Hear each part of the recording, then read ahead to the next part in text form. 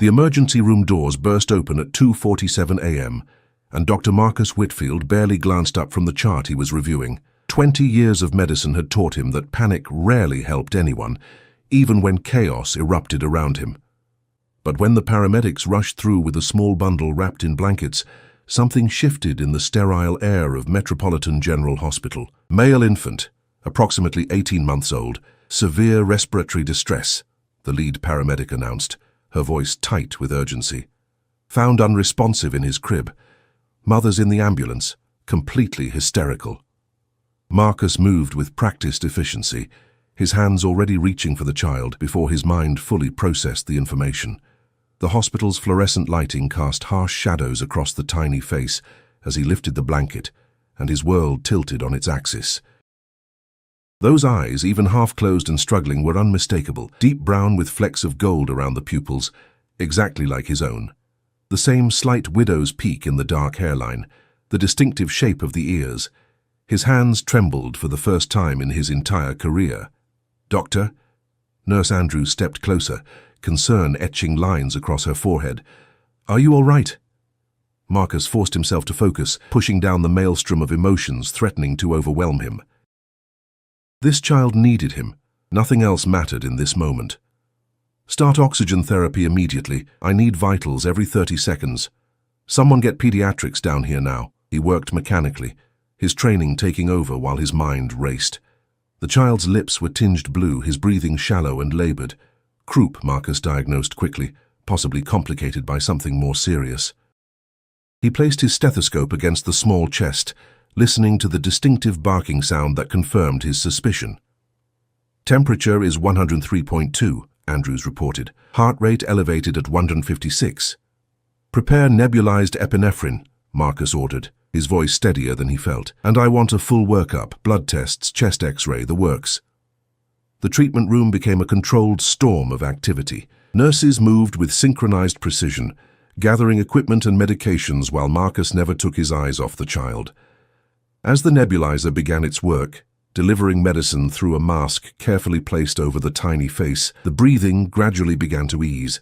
It was in that brief moment of relative calm that she appeared in the doorway. Vanessa Mitchell looked nothing like the confident law student he'd fallen in love with 7 years ago. Her honey-blonde hair hung in disheveled waves around her pale face, and her green eyes were wide with terror. She wore mismatched clothing, a sweater inside out, jeans that might have been grabbed from a laundry basket, one shoe different from the other. Their eyes met across the crowded room, and Marcus watched the color drain completely from her face. "Marcus?"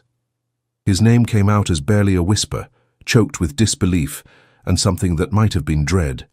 He couldn't respond. Not yet. Not while this child, their child, he was now certain, still needed his complete attention. Marcus turned back to his patient, checking the oxygen saturation levels on the monitor. The numbers were climbing. Good. The treatment was working. "Mom?" Andrews glanced between them, picking up on the strange tension. "Do you want to come closer?" "He's stabilizing." Vanessa moved forward as if in a dream, her trembling hand reaching for the small fingers that peeked out from beneath the hospital blanket. "Dylan?" she murmured, her voice breaking. "My baby, please be okay." "Dylan?" The child had a name. Marcus filed this information away, with all the other questions multiplying in his mind like cells dividing under a microscope. "He's going to be fine," Marcus heard himself say, the professional physician overriding the confused, angry, heartbroken man beneath. "The respiratory distress was caused by severe croup, but we caught it in time. Another hour, and—" He didn't finish the sentence. They both understood. The pediatric team arrived, led by Dr. Patterson, a capable woman in her 50s whom Marcus had worked with countless times. He briefed her quickly, rattling off symptoms and treatments with mechanical precision. But when Patterson suggested they move Dylan to the pediatric ICU for observation, Marcus found himself unable to step away. "I'll handle the admission personally," he said, ignoring Patterson's raised eyebrow. "Consider it a professional courtesy." What he didn't say was that he couldn't let this child, his son, out of his sight, not until he had answers. The next 2 hours passed in a blur of tests and monitoring. Dylan's condition improved steadily under the oxygen therapy and medication. The worst had passed. Vanessa remained at the bedside, her hand never leaving Dylan's, her eyes never meeting Marcus's directly. It was nearly dawn when Marcus finally cornered her in the small consultation room adjacent to the PICU. The sky beyond the window was turning that peculiar shade of grey-blue that came just before sunrise, casting long shadows across Vanessa's exhausted face. "How old is he?" Marcus asked, his voice low and controlled. He'd learned to master his emotions in medical school, to compartmentalize personal feelings when lives were at stake. But this was different. This was everything. Vanessa's hands twisted together in her lap. "Marcus, How old is he?" 22 months. Her voice was barely audible. Marcus did the math quickly. 22 months, which meant she'd been pregnant when she left him, when she'd disappeared from his life without explanation, ignoring his calls and messages, moving away from the city where they'd planned to build their future together. "Were you ever going to tell me?" The question came out harder than he intended, each word sharp enough to cut.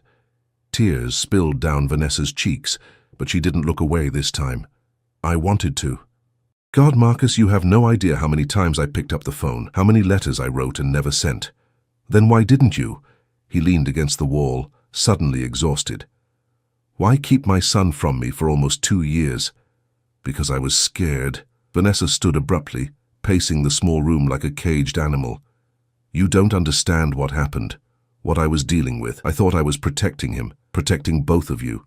"Protecting us from what?" But before Vanessa could answer, her phone buzzed insistently. She glanced at the screen and her face went white. Her hand started shaking so violently that she nearly dropped the device. "I have to go," she said suddenly, her voice rising with fresh panic. "Right now I need to take Dylan and leave." Marcus moved to block the door. "You're not taking him anywhere. He needs at least 24 hours of observation. You don't understand." Vanessa's composure shattered completely. "He found us. After all this time, he found us. And if we don't disappear again right now, Dylan won't be safe. None of us will be." Marcus's physician instincts warred with the flood of questions threatening to overwhelm him. The terror in Vanessa's eyes was real. He'd seen enough genuine fear in his career to recognize it instantly. But she wasn't making sense, and his son was still recovering in the room next door. "Sit down," he said firmly, using the same tone that made residents snap to attention. "You're not going anywhere until you explain what's happening. Dylan is stable, but not cleared for discharge, and whoever he is, this hospital has security." Vanessa's laugh was bitter and hollow. "Security won't stop him. Nothing stops him when he wants something." She sank back into the chair, her entire body trembling. Marcus grabbed a bottle of water from the small refrigerator in the corner and pressed it into her hands. Years of treating patients in crisis had taught him that sometimes people needed simple physical tasks to ground themselves. "Start from the beginning," Marcus said, pulling up a chair across from her. "And I mean the real beginning. Why did you leave?" Vanessa took a shaky sip of water, her eyes distant as if seeing into the past. "Do you remember that case I was working on during my final semester at law school? The one I couldn't talk about?" Marcus nodded slowly. He remembered. Vanessa had been selected for a prestigious internship with the district attorney's office, working on what she'd called the opportunity of a lifetime.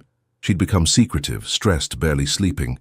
He'd attributed it to the pressure of finishing school while handling a major case.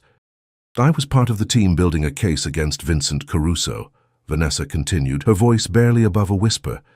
"He ran what looked like a legitimate import-export business, but we had evidence he was laundering money for half the organized crime families on the East Coast, hundreds of millions of dollars.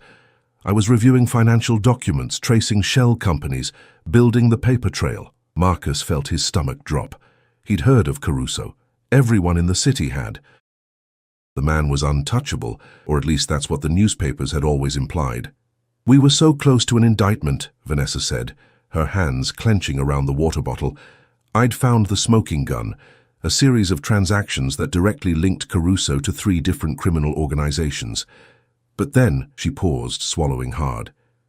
"Then my mentor, the lead prosecutor, died in a car accident. Brake failure, they said. Just a terrible coincidence." "Vanessa!" "It wasn't a coincidence." Her green eyes met his, burning with intensity. 2 weeks later, another attorney on the case had a home invasion. He survived, but his wife didn't. The case fell apart. Witnesses recanted. Evidence disappeared. And I received a package at my apartment. She pulled her phone from her pocket with shaking hands, scrolling through old photos until she found what she was looking for. The image showed a manila envelope and its contents. Photographs of Vanessa leaving her apartment, sitting in the law library, having coffee with Marcus at their favorite cafe. In every photo, she'd been marked with a red X. There was a note, Vanessa whispered. It said, "Accidents happen to everyone, even pretty law students and their doctor boyfriends. That's when I took the pregnancy test. I'd been feeling sick for weeks, but I thought it was stress. When I saw those 2 lines..." She closed her eyes. "I knew I had to disappear. I couldn't let them hurt you or our baby." Marcus sat back, his mind reeling. This was beyond anything he'd imagined. He'd spent 2 years thinking Vanessa had simply stopped loving him, that maybe she'd met someone else or decided their relationship was a mistake. The truth was so much worse. "You should have told me," he said finally. "We could have figured it out together." Gone to the police. Entered witness protection. With what evidence? The package was delivered to my apartment when I wasn't home. No cameras, no fingerprints.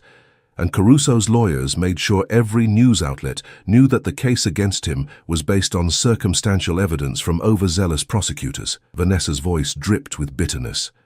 I was a law student, with no credibility, going up against a billionaire with an army of attorneys. Who would have believed me? She had a point, Marcus had to admit, but it didn't make the betrayal hurt any less. "So you ran," he said. "Changed your name, your identity." "Not officially. I couldn't risk leaving a legal paper trail. I just disappeared. Moved to a small town in Vermont, paid cash for everything, worked as a waitress under the table. When Dylan was born, I used a midwife instead of a hospital. No birth certificate, no social security number, no record that he existed." She looked down at her hands. "I was trying to keep him safe, to keep you safe. And now..." 3 days ago, a man came into the diner where I work. He sat in my section, ordered coffee, and when I brought it to him, he smiled and said, "Vincent sends his regards. I grabbed Dylan from the daycare next door and we've been moving ever since. I thought we'd lost them, but..." She held up her phone, showing Marcus a text message that had just arrived. It was a photo of the hospital exterior, taken within the last hour. The message read, "Nice hospital. Would be a shame if something happened to the baby." Marcus felt ice spread through his veins, his hands clenched into fists, every protective instinct he possessed roaring to life. This was his son, a child he'd only just discovered existed, and someone was threatening him. "Why now?" Marcus asked, forcing himself to think logically. "It's been more than 2 years. Why come after you again?" Vanessa pulled up a news article on her phone. The headline read, "Federal investigation reopened in Caruso case. New evidence emerges." The article was dated 1 week ago. "Apparently someone found evidence we missed," Vanessa explained. "Financial records that survived in a backup server somewhere. The DA's office is preparing new charges. Caruso's lawyers are claiming it's all based on the original investigation, which means they're trying to discredit everyone who worked on it, including me. They want to make sure you can't testify," Marcus said slowly, understanding dawning. "Or they want to use Dylan to make sure I say exactly what they want me to say." Vanessa's voice broke. "I can't let them hurt him, Marcus. I can't. I'd rather disappear forever than risk his life." Marcus stood, pacing the small room as his mind worked through the problem like a complex diagnosis. There had to be a solution. There was always a solution if you looked at things from the right angle. "You said the man at the diner knew where you were," he said. "How long ago was that?" 72 hours. "And Dylan got sick tonight." Vanessa frowned, not following his logic. "The pediatrician said it was just croup. Kids get it all the time." "Kids get croup all the time," Marcus agreed. "But the severity of Dylan's case, the sudden onset, the rapid deterioration..." He stopped pacing, a cold realization settling over him. "Vanessa, when was the last time Dylan was around anyone new? Anyone you didn't know?" Her face went pale. "Yesterday afternoon, a woman stopped us on the street, said Dylan was adorable. She gave him a lollipop. I tried to refuse, but she insisted, and Dylan grabbed it before I could stop him." Her hand flew to her mouth. "Oh my God. I think we need to run additional tests," Marcus said grimly, "because natural croup doesn't usually present with some of the secondary symptoms I noticed. And if someone deliberately made him sick to force you to seek medical attention, to flush you out into the open, the implications hung heavy in the air between them. Vanessa looked like she might be sick. But why? She whispered. Why make him sick? Why not just because they need you cooperative? Marcus said. A dead woman can't testify. But a terrified mother watching her child suffer, that's leverage. Vanessa's phone buzzed again. Another message. Doctors can't fix everything. Tick-tock. Marcus snatched the phone from Vanessa's trembling hands and studied the message. His medical mind, trained to stay calm under pressure, was screaming at him to act. But act how? Call the police? Caruso had evaded law enforcement for years. Hospital security. They were equipped to handle drunk patients and parking disputes, not organized crime. I need you to trust me, Marcus said, holding Vanessa's gaze. Can you do that? She hesitated for only a moment before nodding. What are you thinking? I'm thinking that Vincent Caruso made a critical mistake. Marcus allowed himself a small, grim smile. He threatened my son in my hospital. And while I might just be a doctor, I'm a doctor with resources he doesn't know about. What Marcus didn't mention was exactly how extensive those resources were. Vanessa had left before his life had taken an unexpected turn, before his uncle's death had made Marcus the sole heir to the Whitfield family fortune. He wasn't just a physician anymore. He was a billionaire who'd spent the last 2 years quietly investing in everything from real estate to private security firms. Stay here with Dylan, Marcus instructed. Don't leave this room, don't answer your phone, don't talk to anyone except the nurses I personally introduce you to. Understood? Marcus, what are you going to do? Something I should have done a long time ago, he said.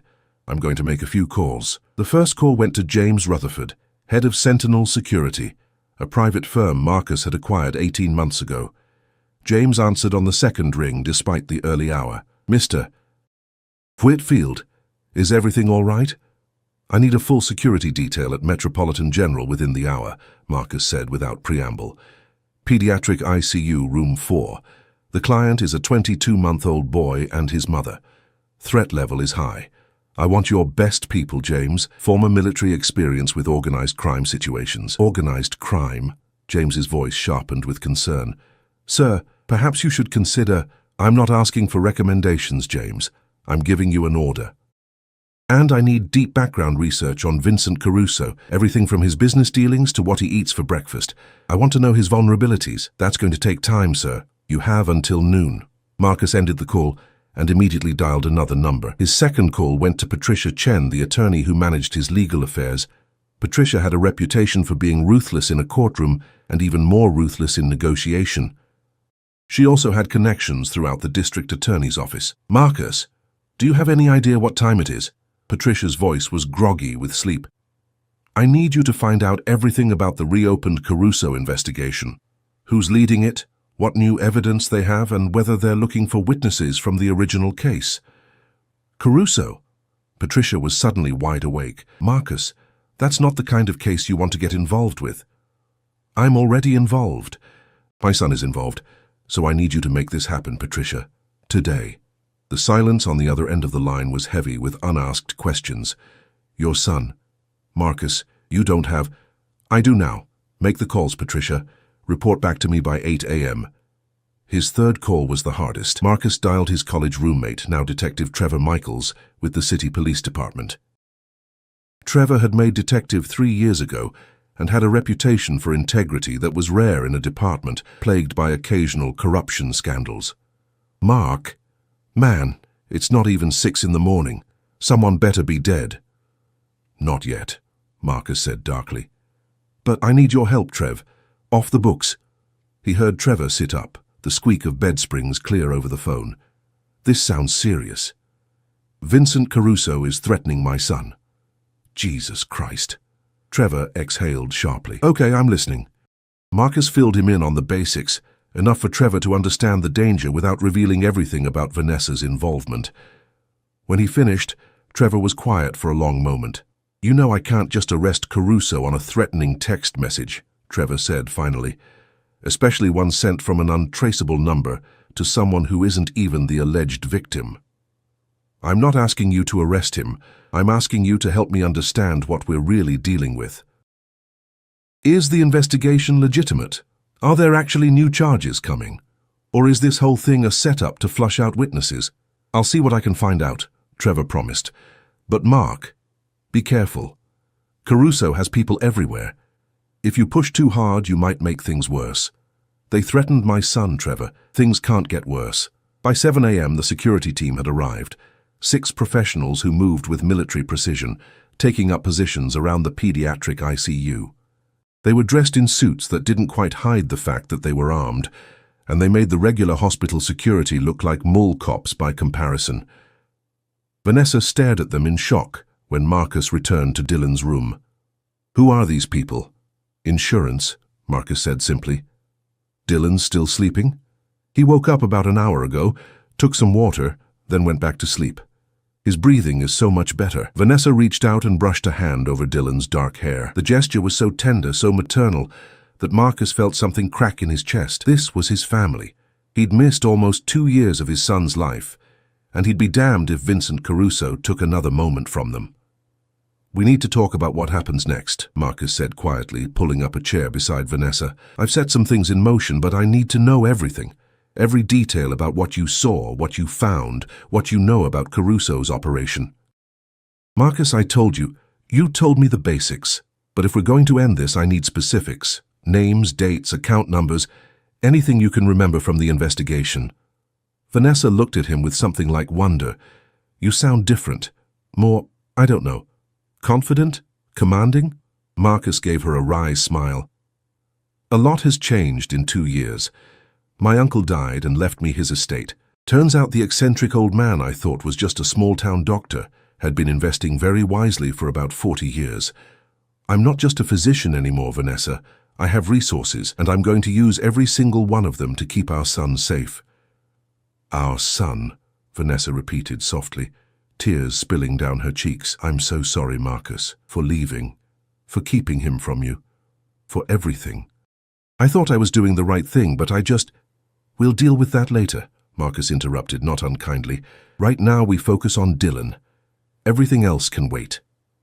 Patricia called back at 8 a.m. sharp with information that made Marcus's blood run cold. The reopened investigation was real, but it had been compromised from the start. Someone in the DA's office was feeding information to Caruso's legal team, which meant they knew exactly who the potential witnesses were and what evidence existed. "There's more," Patricia said grimly. "The lead prosecutor on the case, Daniel Morrison, has been getting pressure from above to make the case airtight, which means he's desperate for witnesses with first-hand knowledge of the financial records. If Vanessa Mitchell testifies, she could be the linchpin that makes the entire case work. Or the target that makes her expendable," Marcus muttered. "Exactly. Marcus, you need to get her into protective custody. Federal marshals, witness protection, the whole 9 yards. And if there's a leak in the DA's office, how do we know there isn't a leak in witness protection?" Patricia had no answer for that. By 10 a.m., Trevor called with news that was somehow both better and worse. "The threat is real," Trevor confirmed. "I pulled some favors and got access to surveillance footage from around the city. A known Caruso associate was spotted near your hospital 3 times in the last 12 hours. Guy's name is Dominic Russo. He's muscle, not particularly bright, but effective. Can you pick him up? On what charges? Being near a hospital? We need more than that." Marcus was about to respond when one of the security guards entered the room, his expression tense. "Doctor Whitfield, we have a situation. There's a man in the main lobby asking for Vanessa Mitchell by name. Says he's her cousin. Hospital reception tried to tell him there's no patient by that name, but he's insisting." Vanessa's face went white. "I don't have any cousins." Marcus stood, his jaw set. "What does he look like?" 6'2", heavy build, scar over his left eyebrow. Wearing an expensive suit, but built like a boxer. Trevor's description of Dominic Russo matched perfectly. "He's here," Vanessa whispered, her hand instinctively reaching for Dylan's sleeping form. "Oh God, he found us." Marcus pulled out his phone and dialed James Rutherford. "I need you to arrange a transfer, quietly.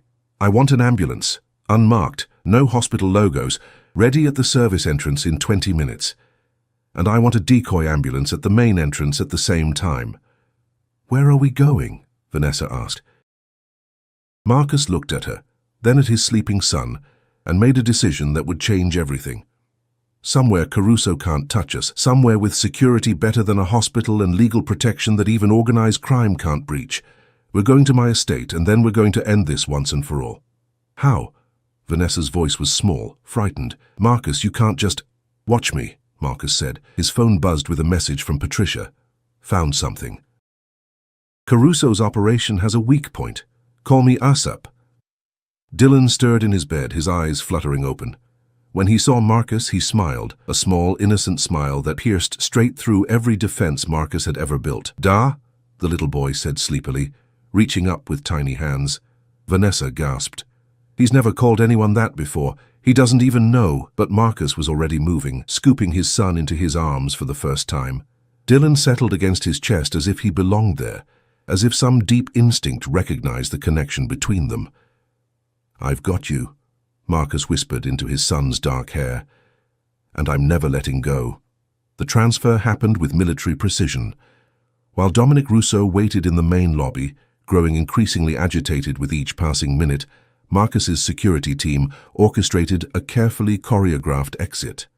A decoy ambulance pulled up to the main entrance with lights flashing, drawing attention, while the real transport, an unmarked medical van, waited at the service entrance where deliveries normally arrived. Marcus carried Dylan himself, wrapped in blankets that concealed the monitoring equipment still attached to the child's small body. Vanessa walked beside him, her hand gripping his arm so tightly her knuckles were white. 2 security guards flanked them, while 4 others created a protective corridor through the service hallways. "He's still looking for us," one of the guards murmured into his earpiece, receiving updates from the team monitoring Rousseau. "No indication he knows about the switch. They made it to the van without incident." Marcus climbed in back with Vanessa and Dylan, while a nurse he trusted, Karen Mitchell, who'd worked with him for 15 years, came along to monitor Dylan's condition during transport. "Where exactly are we going?" Vanessa asked as the van pulled away from the hospital, merging into early morning traffic. "My estate is about 40 minutes north of the city," Marcus explained, adjusting Dylan in his arms. The boy had fallen back asleep, his small body warm and trusting against Marcus's chest. "It sits on 50 acres with a single access road, full surveillance system, and a security gate that could stop a tank. My uncle was paranoid in his later years, thought someone was always trying to steal his research." "Was someone?" "Probably not. But his paranoia is going to keep you and Dylan safe now." Marcus looked down at his son, still marveling at the reality of him. "The estate also has a full medical suite. I can monitor Dylan's recovery there better than at the hospital." Vanessa was quiet for a moment, watching Marcus with an expression he couldn't quite read. "You're really good with him," she said softly. I was afraid you'd be angry, that you wouldn't want anything to do with us after what I did." "I am angry," Marcus admitted. "Furious, actually.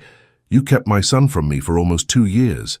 But anger is something we can work through later. Right now, all that matters is keeping him safe." His phone buzzed. Patricia's name flashed on the screen, and Marcus answered immediately, putting the call on speaker. "I found the weak point in Caruso's operation," Patricia said without preamble. "It's his nephew, Tony Caruso. The kid's 23, fresh out of business school, and Vincent's been grooming him to take over the legitimate side of the business. Clean record, no connection to any criminal activity." "How is that a weak point?" "Because Tony doesn't know about his uncle's real business," Patricia explained. "And 3 months ago, Tony started dating an assistant district attorney named Michelle Torres. Vincent's been trying to break them up, but the kid's in love, won't budge." Marcus began to see where this was going. And if Michelle Torres knew what her boyfriend's uncle was really involved in, she'd have access to someone inside Caruso's organization who could provide testimony in exchange for immunity. Tony's not involved in the criminal side, but he has access to records, conversations, family meetings. If we approach him right, he could be the key to everything. "That's a big if," Vanessa interjected. "What if he's loyal to his uncle? What if he warns Vincent?" "From what I've gathered, Tony idolizes his uncle but has strong moral principles.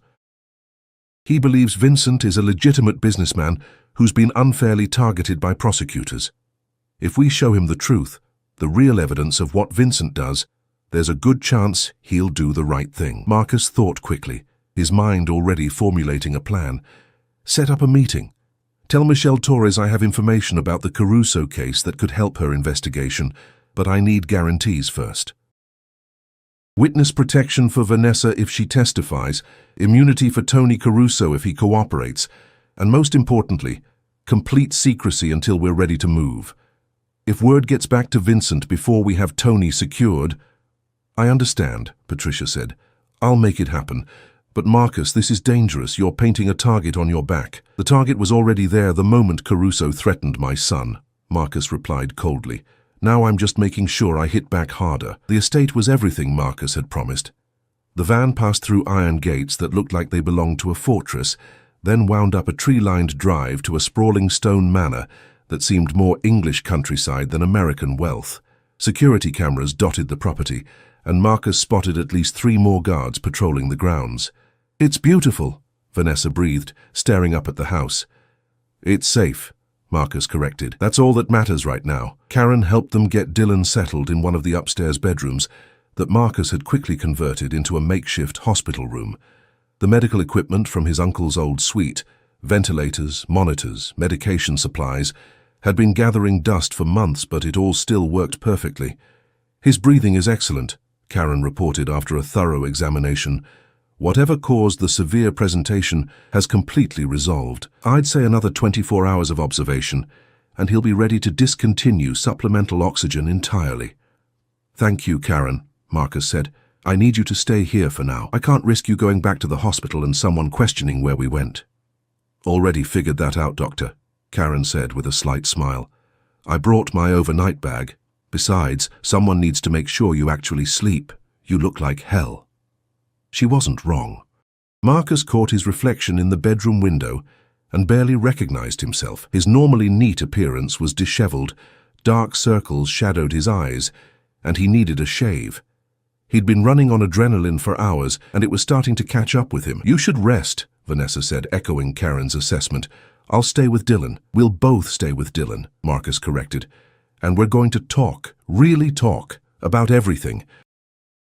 They sat in chairs on opposite sides of Dylan's bed, watching their son sleep peacefully for the first time since this nightmare began. And slowly, haltingly, Vanessa told Marcus everything she should have told him 2 years ago. She talked about the fear that had consumed her when she realized she was pregnant, about the impossible choice between staying and risking both their lives or leaving and breaking both their hearts. She described the small Vermont town where she'd hidden, the loneliness of raising Dylan alone, the constant fear that Caruso would find them. Every time someone looked at me twice, I panicked, Vanessa admitted, tears streaming down her face. Every knock on the door, every phone call from an unknown number. I couldn't even take Dylan to a regular pediatrician because I was afraid of leaving a paper trail. Do you know how terrifying it is to have a sick child and no one to turn to? You could have turned to me, Marcus said, his voice rough with emotion. Always. No matter what. I know that now, Vanessa whispered, but then— I was so scared, Marcus, and I thought if I stayed away, if I just disappeared completely, you'd be safe. You could live your life without this shadow hanging over you.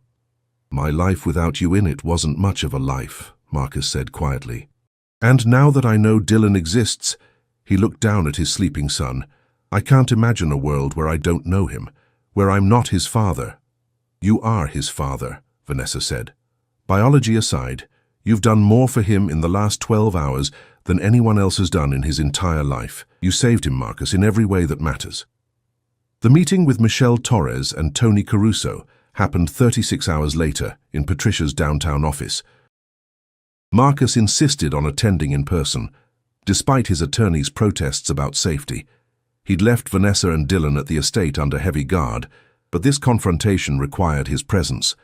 Tony Caruso was young, earnest, with his uncle's dark eyes, but none of Vincent's calculating coldness. He sat beside Michelle, his hand clasping hers, looking confused and defensive. I don't understand why I'm here, Tony said. My uncle is a businessman. Whatever you think he's done, your uncle ordered the murder of at least 3 people who were investigating his money laundering operation, Marcus interrupted, his voice cold and clinical, including a prosecutor and an innocent woman who happened to be married to one of his attorneys. That's insane, Tony protested, but his voice wavered with uncertainty. Uncle Vincent would never— Patricia slid a folder across the table.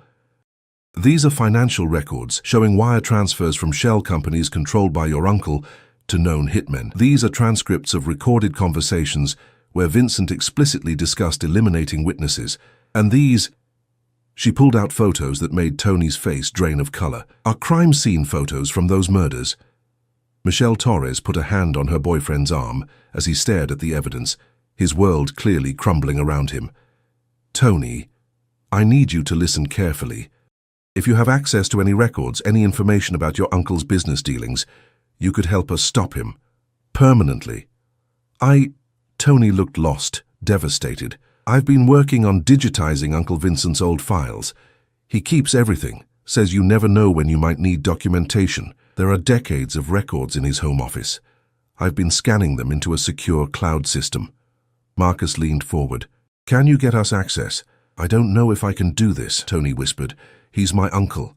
He raised me after my parents died. He paid for my education, gave me a job, treated me like a son.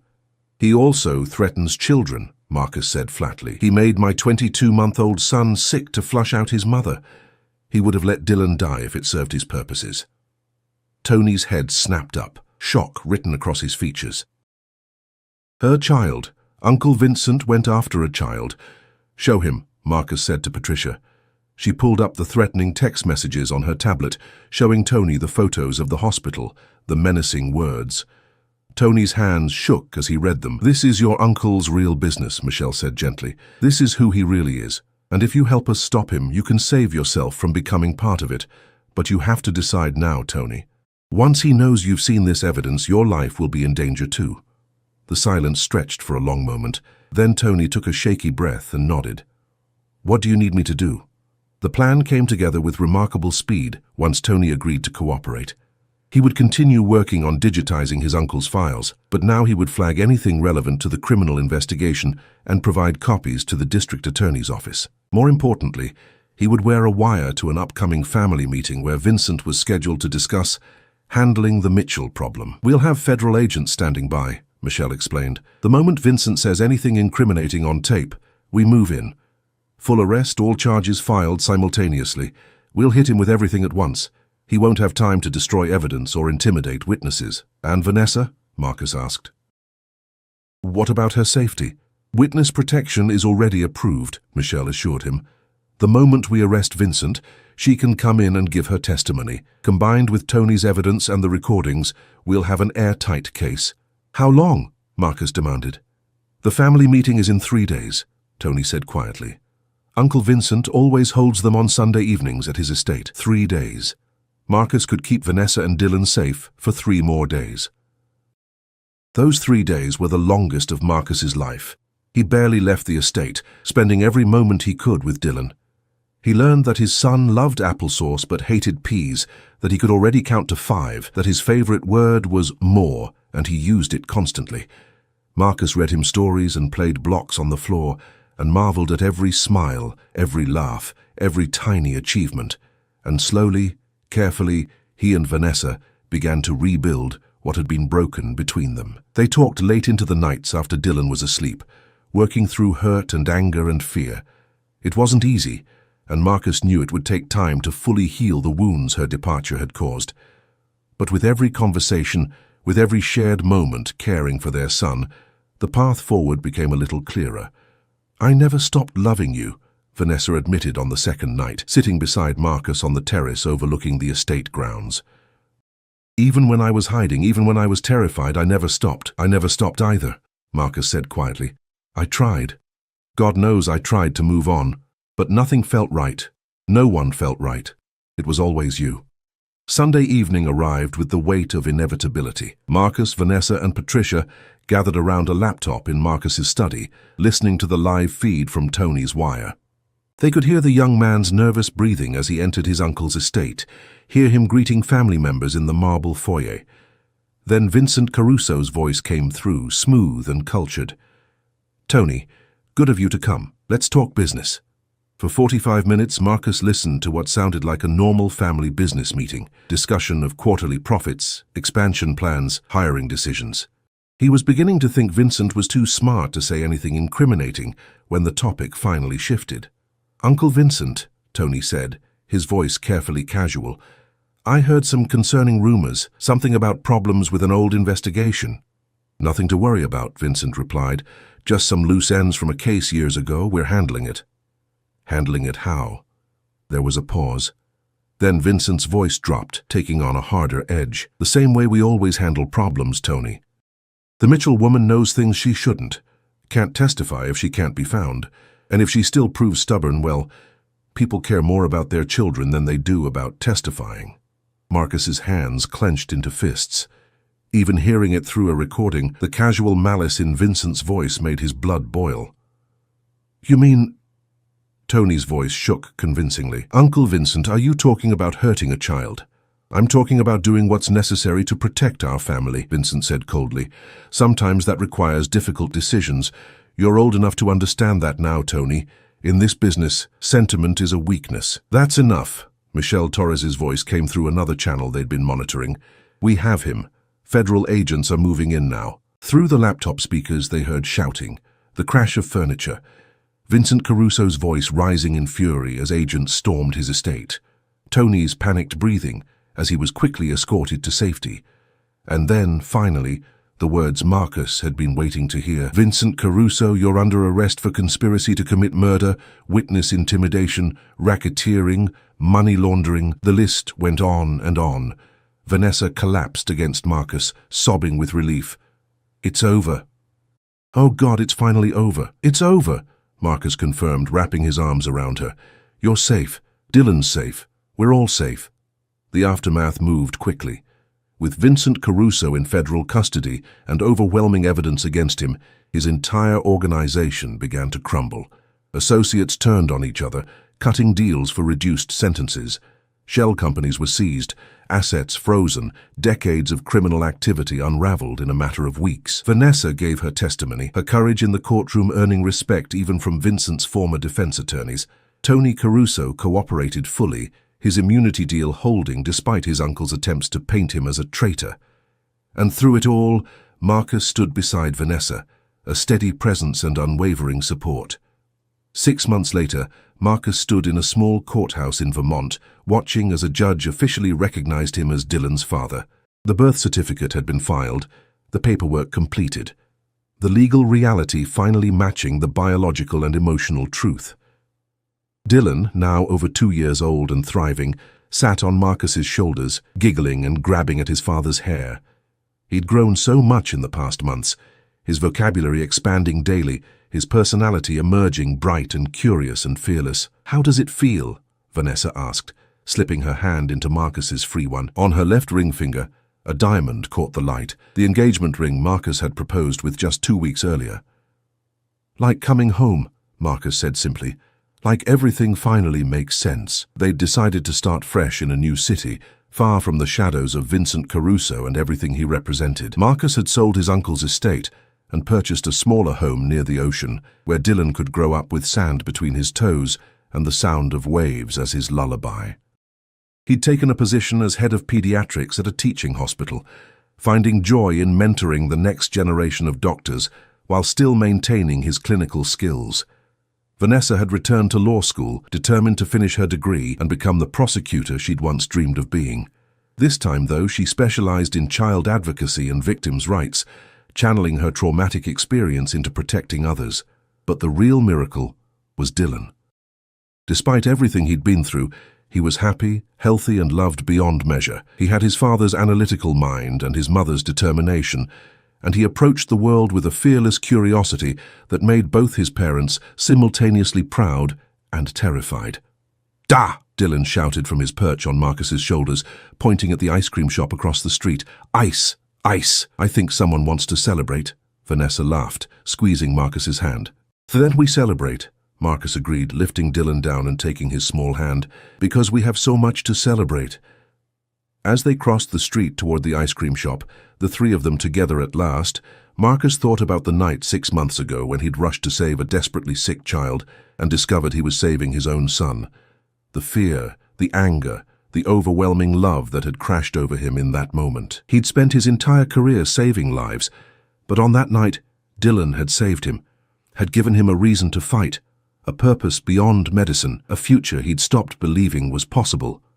And now, watching his son's face light up as he pressed his nose against the ice cream shop window, Marcus knew with absolute certainty that every challenge, every sleepless night, every moment of fear had been worth it. Because this, his son's laughter, Vanessa's smile, the simple joy of a family afternoon, this was everything. "I love you," he murmured to Vanessa as they stood in line, Dylan chattering excitedly between them. "I love you too," she replied, her green eyes shining. "Both of you forever." Dylan tugged on Marcus's sleeve, his small face serious. "Da! Chocolate?" Marcus laughed, scooping his son into his arms. "Yes, buddy, chocolate, always chocolate." And in that moment, surrounded by the two people he loved most in the world, Marcus Whitfield understood that sometimes the greatest diagnosis wasn't made with medical equipment or years of training. Sometimes it was as simple as recognizing love when it found you, even if it came wrapped in crisis and fear and nearly impossible circumstances. Sometimes the best treatment was just showing up, refusing to give up, and fighting with everything you had for the family you never knew you needed, but couldn't imagine living without. And that was a cure that would last forever.